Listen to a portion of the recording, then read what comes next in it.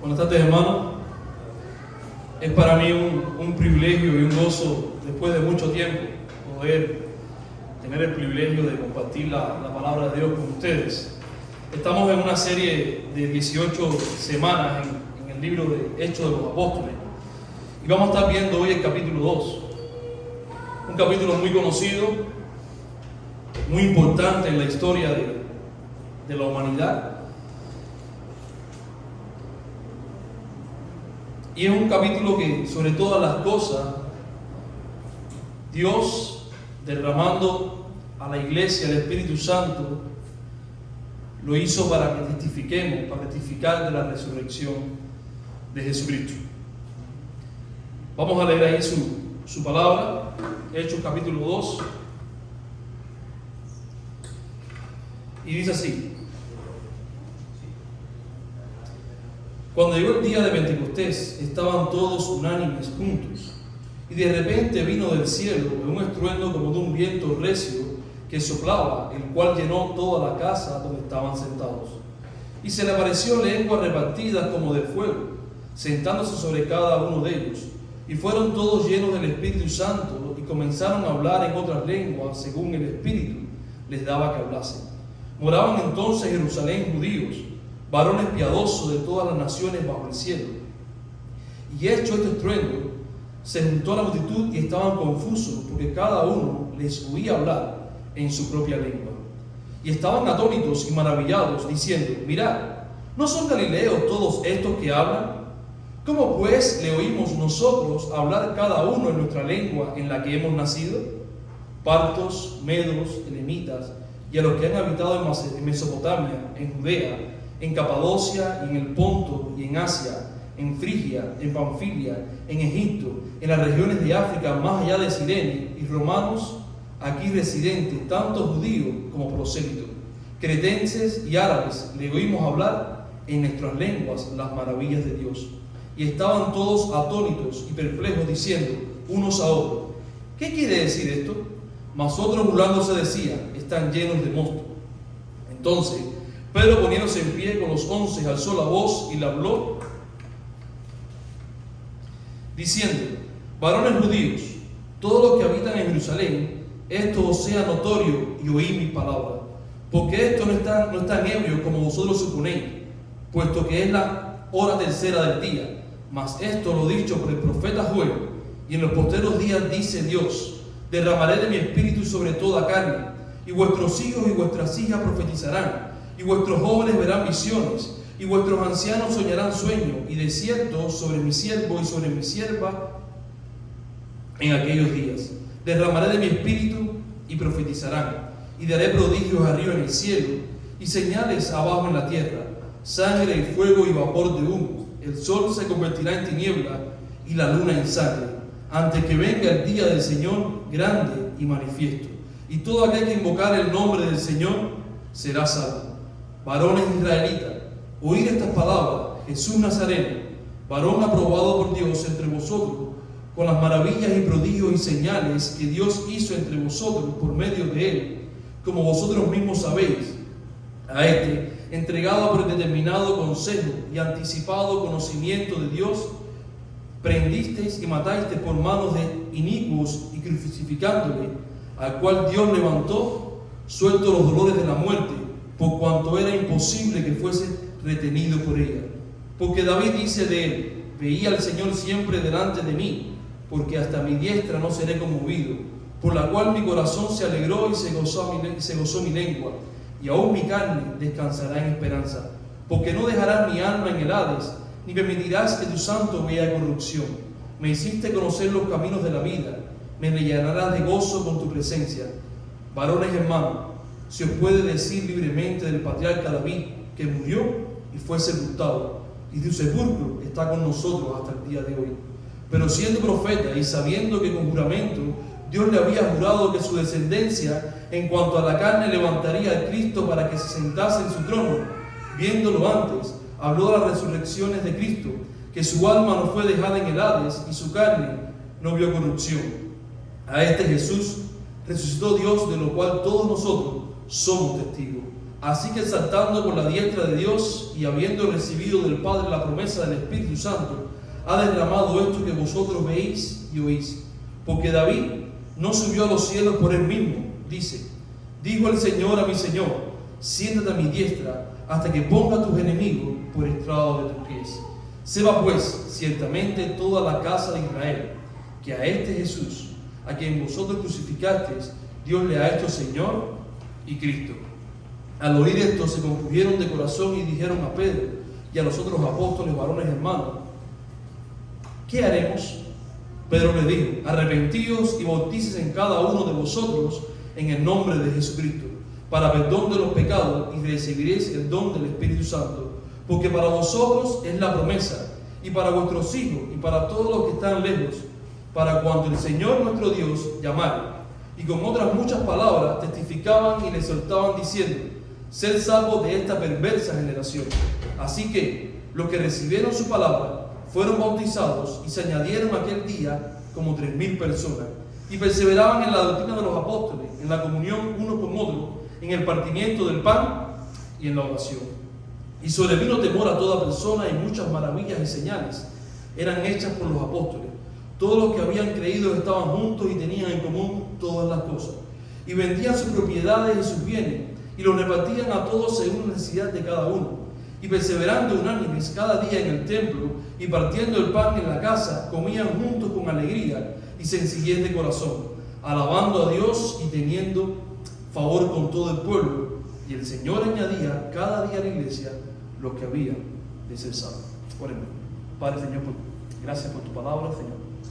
Te pedimos, Señor, que tú nos ayudes a entenderla y hablamos, Señor, a través de ella, Padre. En el nombre de Cristo Jesús, oramos. Amén.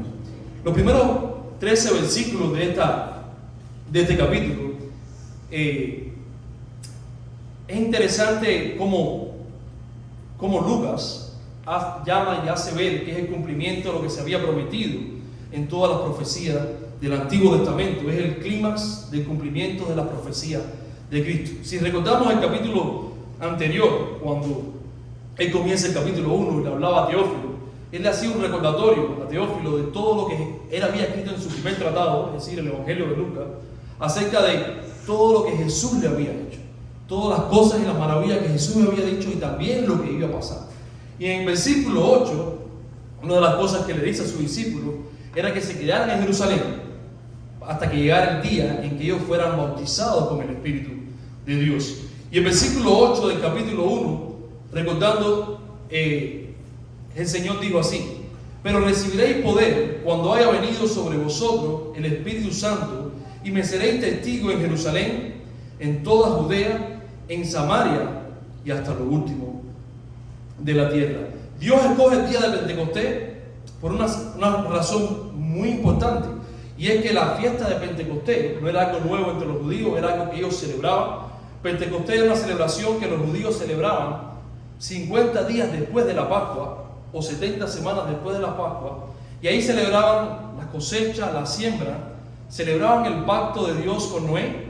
Recordamos ese pacto donde Dios destruyó la tierra con un diluvio por la maldad de los hombres, y Dios juró de que nunca más destruiría la tierra, y la señal de esto es el arcoíris. Celebraban también el pacto con Moisés, y por lo tanto a Jerusalén venían todos los judíos de todas las partes del mundo.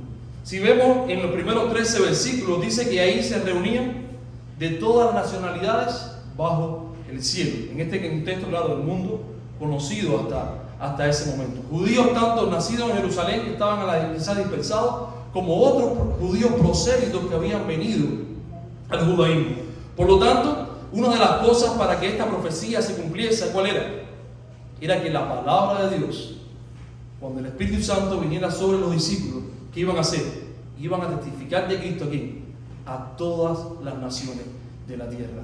En este momento en los cuales todos estos judíos ahí en Jerusalén, partiendo de Jerusalén, habían personas de otras nacionalidades, como un tráiler de la película, estaban siendo testigos y estaban oyendo el mensaje que había sido prometido desde antes, desde la fundación del mundo. Es interesante Pentecostés, porque la Pascua, esta celebración que se hacía después de la Pascua, como quizás muchos sabemos, la Pascua representaba ¿qué? ¿Recuerdan en Egipto, Israel en Egipto, cuando Dios saca a su pueblo las 12 plagas, la última plaga, ¿cuál fue? El ángel de la muerte. Y le digo a todos los primogénitos y a todas las casas que creyeron en la palabra de Dios, le digo, donde pongan la sangre del cordero derramado, que yo le diga sobre eso de ustedes, el juicio de Dios no vendrá sobre ustedes, sino la salvación vendrá sobre ellos. Ese hecho, conocido como la Pascua, es el hecho que celebraban todos los judíos y que había sido cumplido en la persona de ¿quién? De Jesucristo. Ese es el cordero que murió en la cruz del Calvario, que su sangre había sido derramada, por lo cual ellos eran sido salvados hoy. Y para el clima de este cumplimiento, por su resurrección, cuando él ascendía al cielo, le decía a sus discípulos, esperen ahora, entonces, el día donde vamos a celebrar la promesa. Esperen ahora el día de Pentecostés, donde mi espíritu, el espíritu de Dios, va a ser derramado sobre su pueblo. En el Antiguo Testamento vemos una y otra vez como el espíritu de Dios venía sobre las personas, lo hacía de forma visible, señales de humo, fuego, donde mostraba la presencia de Dios. Todo el libro de Éxodo es un libro donde muestra a Dios haciéndole ver a su pueblo que un día Él nuevamente iba a reinar en medio de su pueblo. Porque en Génesis, cuando el hombre pecó, el hombre fue apartado de la presencia de Dios. El hombre cargó con la ira de Dios. Fue despojado de su presencia, la paga del pecado, como dice Romanos, dice Génesis, ¿cómo fue? La muerte. Pero un día, junto con el juicio, Dios promete la gracia de su Hijo, por el cual todos iban a ser restaurados. Y eso que se metió en Génesis, por la obra de Cristo, iba a ser nuevamente recuperado. Ahora, en capítulo 2 de Hechos, estamos viendo no solamente el cumplimiento de la promesa, sino también todos estaban siendo testigos y visibles de ¿qué? De que ahora Dios, en la misma persona del Espíritu Santo, estaba morando en medio de su pueblo y lo estaba haciendo a partir de ahora para siempre. Nunca más se iban a apartar de Dios. Nunca más iban a sufrir la ira de Dios, sino que la salvación había llegado hasta ellos. El tema central aquí no es tanto el Espíritu Santo, sino el tema central aquí es lo que el Espíritu Santo hizo en la vida de estos testigos. Dice que en el versículo 11 todos estaban maravillados. ¿Por qué? Porque le oían hablar en su propio idioma, árabe, turco, judío. ¿Qué cosa? ¿Qué dice el versículo 11? De las maravillas de Dios. Y dice que el Espíritu Santo le decía ahí a los discípulos, a los apóstoles, que era lo que tenía que decir. El mismo Jesús en Juan también les hablaba diciendo que el Espíritu Santo, cuando llegara y fuera bautizado, Él iba a dar testimonio acerca de Él. Él le iba a recordar sus enseñanzas y también iba a dar testimonio acerca de Él. Pero no todos los que estaban ahí pudieron entender. Había algunos que se preguntaban, asombrados, temerosos, ¿qué significa esto? ¿Qué es lo que está pasando? Algunos decían que estaban borrachos y se piensa que haya sido sobre la hora las 9 de la mañana. Entonces, la segunda parte de este capítulo, los versículos del 14 al 42, vemos que Pedro hace algo. Pedro da un paso al frente y empieza a hacer una defensa contra aquellas personas que pensaban que ellos estaban borrachos. Estas personas que eran judías y como judíos, ellos memorizaban la palabra de Dios. Y él lo comienza haciendo ¿con qué? Con una profecía que ellos conocían. La profecía de Joel, capítulo 2, versículo 28-32, donde les recuerda que esto que ellos estaban viendo y de lo cuales ellos estaban siendo testigos, no es más que el cumplimiento de la palabra de Dios en Joel, algo que ellos habían conocido y algo que habían leído. Este pasaje, este sermón de Pedro y en esta primera parte no es más que el otro Babel que conocimos en la palabra de Dios. Si miramos en Génesis, en el capítulo 11, vemos un hecho interesante incluso en la teología bíblica. Cada vez que vemos la teología bíblica y vemos la obra de Dios, vemos que siempre que el hombre pecó, venía la ira de Dios sobre el hombre, pero junto con la ira venía la gracia de Dios. El ejemplo tenemos en Adán y Eva. Ellos pecaron, vino la ira de Dios sobre ellos, sobre su pecado, pero juntamente con eso vino la promesa de gracia de Dios que es en Cristo Jesús. Cuando vemos a Noé y seguimos toda la teología bíblica, vemos lo mismo, vemos ira, pero vemos gracia también de parte de Dios. Pero en el capítulo 11, donde dice que toda la humanidad era unida por un solo lenguaje, un solo idioma, ¿qué pasó? El hombre queriendo ser de un hombre, dice que quiso construir una torre para poder ser recordado. Y Dios dice que descendió de los cielos y confundió todas las lenguas, separándose cada uno de ellos. Aparentemente vemos un juicio directamente y no vemos una gracia directa, porque este cumplimiento de esta gracia está apuntando al capítulo 2 de Hechos, al hecho de Pentecostés. Dios confunde las lenguas de estos hombres por su pecado. Por la gracia de Dios en Pentecostés, Dios está descendiendo por su Espíritu y está uniendo a su pueblo nuevamente. ¿En qué? En la unión de su palabra. En el mismo capítulo 12 de Génesis, después de haber confundido a estas personas, Dios hace un pacto con Abraham. Y el nombre que ellos por su pecado querían hacerse, Dios le dice a Abraham: yo te daré un nombre en el cual serán benditos todas las naciones de la tierra. Y cualquiera que lo bendijere será bendecido, pero cualquiera que lo maldijere será maldecido. No está hablando de Abraham, no está hablando ni siquiera de David, ni ninguna de las personas que nosotros conocemos en la Escritura. Él estaba hablando acerca de la obra de Jesucristo. Por la fe en Cristo es que la iglesia hoy estaba reunida en Jerusalén. Por la obra de Cristo es que los discípulos estaban siendo bautizados con el Espíritu Santo. Y por esa misma obra de Cristo es que Pedro estaba testificándole a estas personas que no creían que todo lo que le habían enseñado hasta el día de hoy apuntaba a Cristo y resucitado. La segunda defensa del apóstol Pedro lo hace con David, hablando acerca de que la promesa a la cual Dios le había hecho a David, está en el Salmo 16, Salmo 116, cita muchos salmos en los cuales David hace notorio de que su descendencia, que no era él, que no era Salomón, que no era nadie de estas personas, sino Cristo, había resucitado, y sobre todas las cosas Dios le había hecho Señor y Cristo, como dice el versículo 36. Este es el mensaje de Pentecostés. Esto es lo que el bautismo del Espíritu Santo vino a hacer en su pueblo, cumplimiento de la promesa, Dios morando nuevamente dentro de su pueblo, no para creernos superior, no para hacernos mejor que nadie, sino con el único fin de, guiados por el Espíritu, poder testificar al mundo las maravillas de esta palabra, poder testificar al mundo que el único sentido de la vida, el único medio de salvación que hoy conocemos y que el mundo puede conocer es por medio de Jesucristo, porque éste cargó sus pecados en la cruz y porque él se levantó de los muertos. La reacción a la palabra de Dios dice que estas personas que estaban confundidas creyeron, y vemos entonces después toda una congregación, lo que hoy conocemos como iglesia, reunidas de nuevo, unidas, juntos, alabando el nombre de Dios, perseverando en la doctrina de los apóstoles, la doctrina que ellos habían hecho, la doctrina que por medio del Espíritu Santo trajo luz a lo que ellos conocían, pero que ellos no entendían, a todo ese Antiguo Testamento lleno de profecía que vino a cumplirse en la persona de Cristo por medio de la resurrección de Cristo. Y dice su palabra que el mismo Dios que dio luz, el mismo Dios que testificó, el mismo Dios que lo bautizó con el Espíritu Santo, es el mismo Dios que añadía a la iglesia lo que harían de ser salvos. Hoy, 2023, comenzando una iglesia, no comenzando, sino creciendo en lo que es la iglesia de Cristo. ¿Y por qué lo hacemos? Porque un día Dios, por el poder del Espíritu Santo, hizo que la iglesia testificara al mundo conocido, al mundo que se iba a conocer por los siglos de los siglos, y que su palabra permaneciera, para que el testimonio no pudiera ser escondido, sino compartido, para que así como la promesa que Dios hizo a Abraham, no pensando en el pueblo judío específicamente, sino a todas las naciones de la tierra que creyeran en Jesucristo, sean salvos por la misma promesa que Dios hizo desde el comienzo, desde Génesis, capítulo 3, versículo 15. Esta simiente que no es más que Dios encarnado en hombre, el cual vino a pagar por nuestros pecados y a darnos vida para que testifiquemos al mundo de las maravillas que Él ha hecho en nosotros.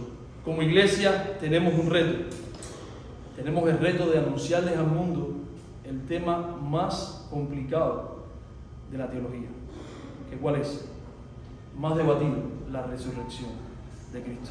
Todo es entendible, todo se entiende fácil, pero cuando tú le dices a una persona que Cristo resucitó de los muertos, ahí es donde llega la duda.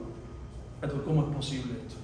¿Verdad? Independientemente de que los hechos históricos han dado prueba de esto, como el mismo Pedro decía, a los judíos, a David lo tenemos con nosotros, y cuando miras todas las religiones del mundo, todos sus profetas o hombres, ahí están sus tumbas, ahí están enterrados, pero este ha resucitado de los muertos. Y no solamente que ha resucitado, sino que ha derramado su espíritu en nosotros, para que las personas a través de hombres pecadores, hombres imperfectos, puedan ver la perfección y la gloria de Dios, que solamente es dada por el poder de su espíritu. Oremos. Padre amado que estás en los cielos, gracias Señor por tu palabra, Señor. Gracias Señor por el privilegio de poder hoy reunirnos, Señor, para alabar tu nombre, para estudiar tu palabra, Señor, y también para testificar acerca de ti, Señor. Gracias, Padre, porque tú nos has amado, Señor, sin merecerlo, Señor. Tú nos has hecho parte de tu pueblo, tú nos has hecho herederos de tu promesa, Señor, por la obra de tu Hijo Cristo, Señor. Ayúdanos, Padre, como iglesia, Señor, a ser una iglesia que sobre todas las cosas y ante todas las cosas sea una iglesia que sea fiel a tu palabra y que testifique, Señor, al mundo, Señor, que Cristo ha resucitado de los muertos y que es el único medio por el cual nosotros podemos ser salvos. En el nombre de Cristo Jesús oramos. Amén.